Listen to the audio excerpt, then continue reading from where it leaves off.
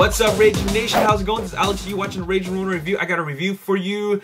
I just saw The Wolf of Wall Street, directed by Martin Scorsese, starring Leonardo DiCaprio. Leonardo DiCaprio plays Jordan Belfort, and he is a stockbroker. And this is a true story of his rise to wealth to his downfall. Because, well, if you watch the trailer, Leonardo DiCaprio says to the camera, and he says, "Now the question is, was any of all this legal?"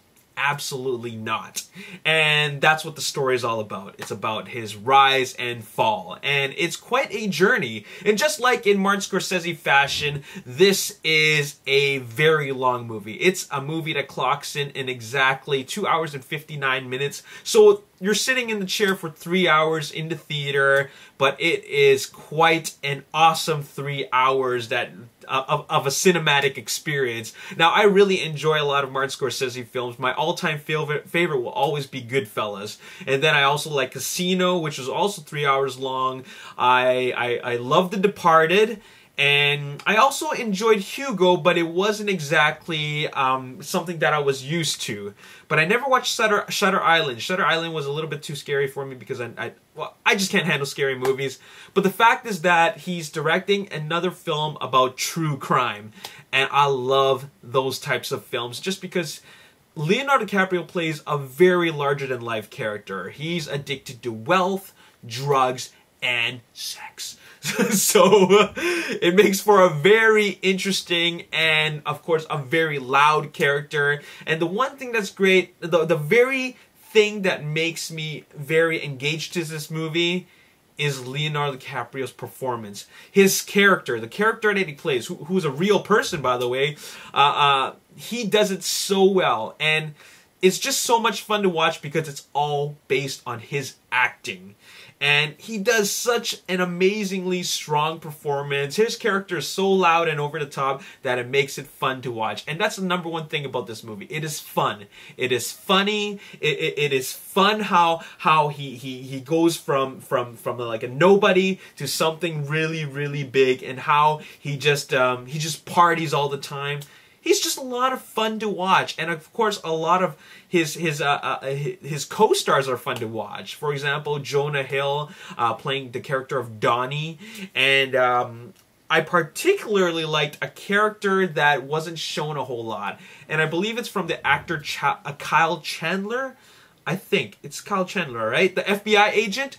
I really like the FBI agent. In fact, my favorite scene out of the entire movie was the exchange of dialogue on Jordan Belfort's yacht, or boat, his ship, okay? There's a little exchange of dialogue where they meet for the first time, and I felt that was a great scene of just great acting and great chemistry amongst two very different characters.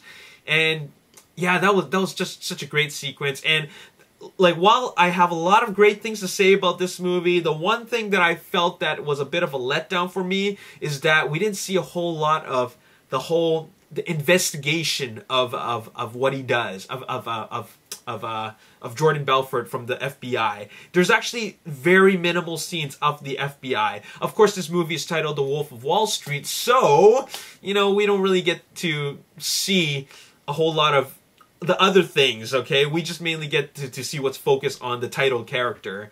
So that was a bit of a letdown to me, but let's keep in mind that the movie's already 3 hours long. They had to cram in as much as they could. And I think that they just did just the right amount. I wish that they could have put in a little bit more FBI investigation in that part.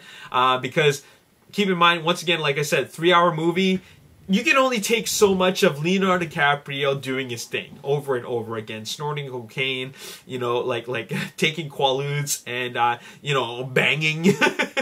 You know, there's a lot of that going on, and it's just, I won't say that it's repetitive, but I will say that, you know, let's keep it fresh. Let's keep it interesting. But what's really great, another thing that's really great, is that the way he talks to the people that work for him. It's just like watching Jerry Maguire give a motivational and inspirational speech. It's all him. It's all him. And of course, Martin Scorsese's directing is perfect.